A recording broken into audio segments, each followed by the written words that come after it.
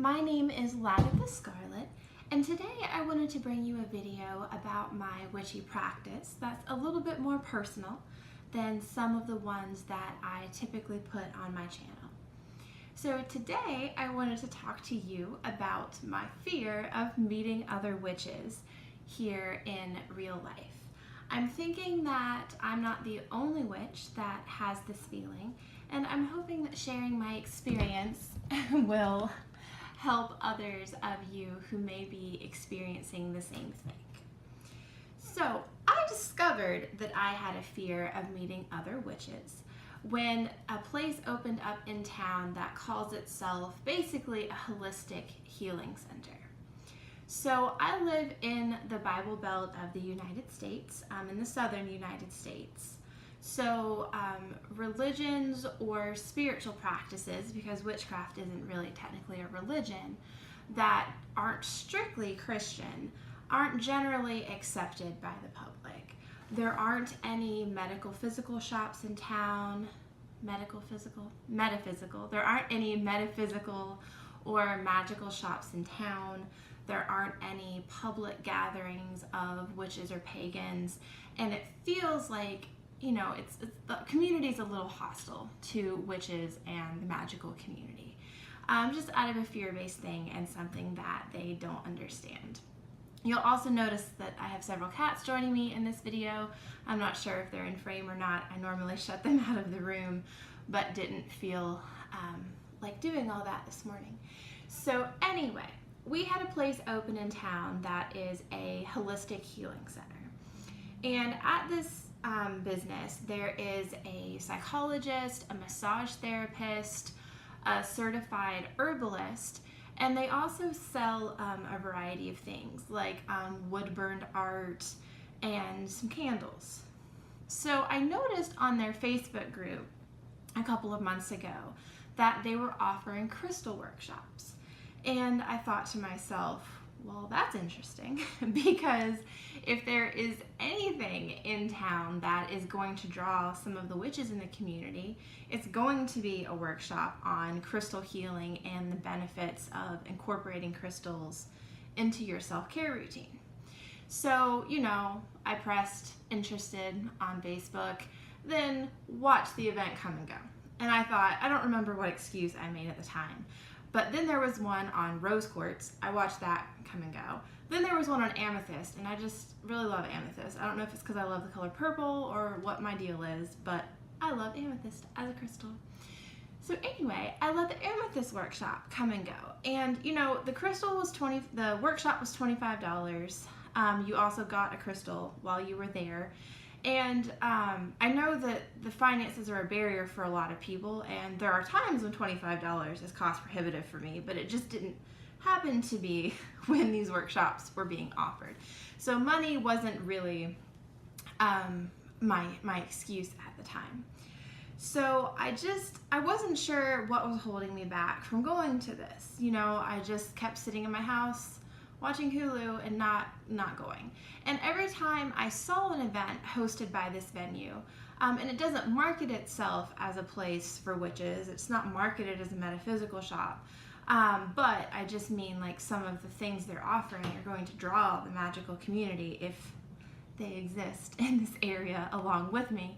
So I wasn't sure what was holding me back.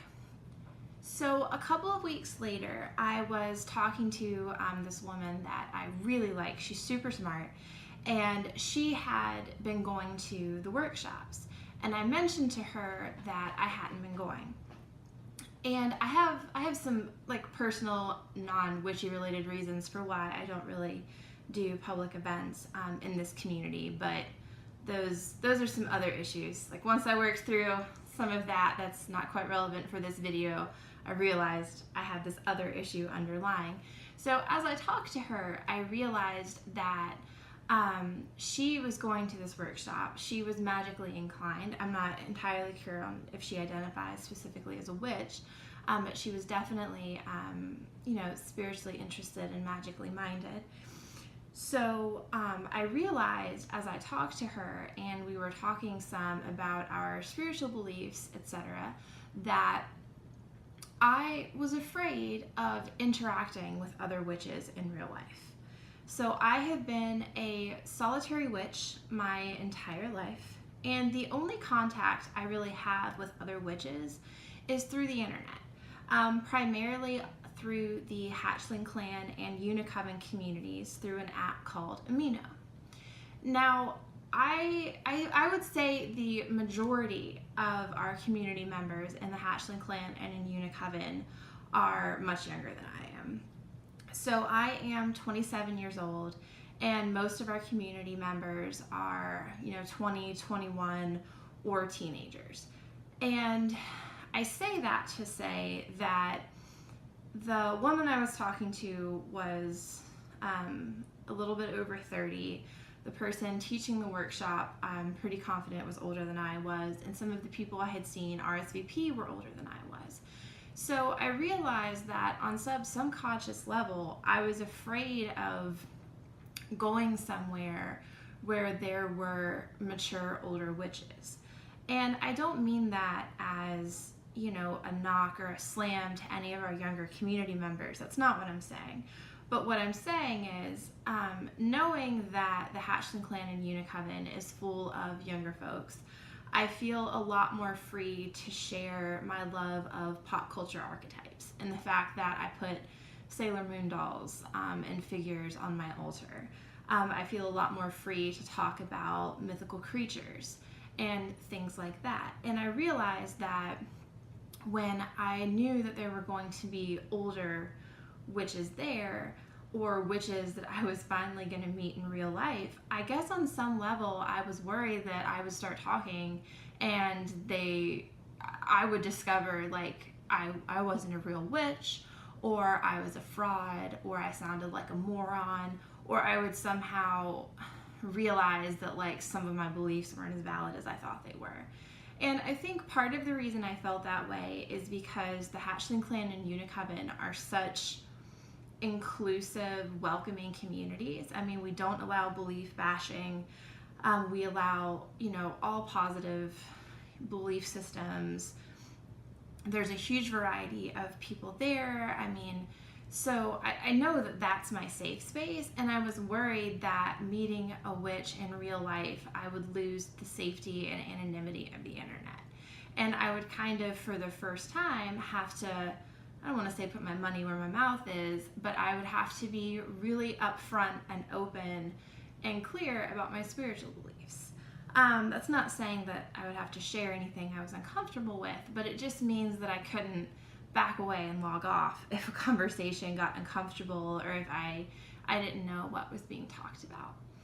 So all of that being said, I decided to finally go, and for a lot of reasons. One reason is because I can't boo-hoo about how I feel isolated and how I'm living in this hostile community that won't be open to witches if I'm not willing to go try to see if there's other witches out here. I mean, that's not something that makes any sense. I can't be like, oh, poor me, I'm all alone, no one in this community understands me, if I'm turning my back on a legitimate opportunity to meet someone. The other thing I was kind of concerned about is that I would show up to this crystal workshop and everyone would be really weird. And I know that's a horrible thing to say, because, like I said, I'm an admin in Unicoven and the Hatchling Clan. I think that I'm a pretty accepting person when I see someone's profile or I read about their beliefs, but I realized that I was terrified that I was gonna go and everyone at this event was gonna fit the early 90s goth stereotype, and I was gonna see a community of witches that I didn't particularly feel inclined to be a part of. Or I thought that I would discover that I thought I was an open person, and deep down I'm a bitch who had stereotypes about what I thought was and wasn't okay for witches. And I really didn't want to discover that about myself, because that would suck. So anyway, if anyone's curious and still watching this video, I went to the crystal workshop, and I'm not going to say that everyone was there was a witch, because there really wasn't a resume exchange or some kind of interview. But there was a lot of exchange about how we felt about some of the things that were being said in the workshop and our different beliefs on certain issues. And I have another cat. So you can definitely tell that, and a lot of the people there were comfortable sharing that they were witches. And I'm kind of socially awkward and not very good at making friends, so I didn't ask for any friend phone numbers. I'm not really sure if that's how you do that. Once I left college, I have no friend building skills, so I didn't walk away from there with any new contacts really, but it was a really fun experience to see that there really were other people in town. When I talked, no one looked at me and told me I was an idiot to my face, or anything like that. So I'm telling this story to tell you that I discovered that to this day I'm afraid of meeting other witches. I'm going to do an in-person tarot reading with the person. I'm not going to give the reading. I'm going to receive the reading, get my cards read by the person that taught the workshop. And I'm weirdly nervous about that, and I don't know why. I guess it's because I'm still afraid of talking to somebody that has been involved in witchcraft longer than me, or that has been open about their practice longer than I have been, and discover that I'm full of shit and didn't know it. So again, telling this story because if anyone has the same fear, then sometimes if it's safe for you to do so, I know some pagan communities may not be appropriate for younger folks. Not all witch and pagan circles are going to be in line with your belief system. But what I'm saying is that it can be really beneficial for your spiritual growth and the growth of your practice to step away from your phone, to step away from your online communities, and try to see if there is some in-person contact you can make, in a safe, welcoming environment. Because I was kind of shocked to find out that I was afraid of meeting other witches. I'm still a little weirded out that I feel nervous about talking to another witch in person about my beliefs that's older than me. And who I feel is more legit, in a sense, about her practice, and she's a lot more comfortable being open about it. And but I'm hoping that if I spend more time around those people, that it will help me be more open about myself and my practice as well. So for those of you who are having any hesitancies or fears, definitely check around. How I actually even found out about this is because I was Googling crystal workshops. So if you are living in an area and you're convinced that you're the only witch around, what I would recommend is try searching for crystal shops, crystal workshops. See if there's an energy healing workshop or some place that does herbal products. That's not a guarantee that anyone who runs those shops or anyone at the shops is a witch, but my experience, at least in this area lately, has been that sometimes when you go to those places, you'll see someone, wearing a piece of jewelry or talking about someone, or something that kind of gives you the signal that that's okay. Like I said, can't give you any advice on making safe in-person friendship contacts because I really suck at that. But get out there, good luck. And if you are also afraid of meeting other witches, definitely share in the comment section because I would be super interested to see if anyone else feels this way or if I'm just being a little silly.